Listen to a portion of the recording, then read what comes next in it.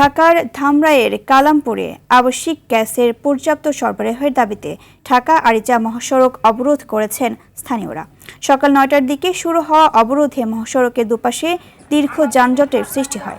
পরে উপজেলা প্রশাসনের অনুরোধে প্রায় ২.৫ ঘণ্টা পর মহাসড়ক ছেড়ে দেন আন্দোলনকারীরা।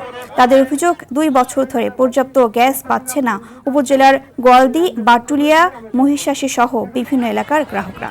এ সময় গ্যাসের স্বাভাবিক সরবরাহ নিশ্চিত করা, গ্যাস না থাকলে বিল মওকুফ সহ আবাসিক সংযোগে মিটার স্থাপনের দাবি জানান আন্দোলনকারীরা।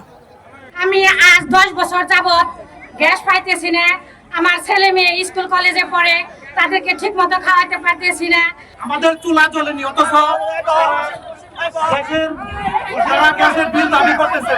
আমাদের এই গ্যাসের বিল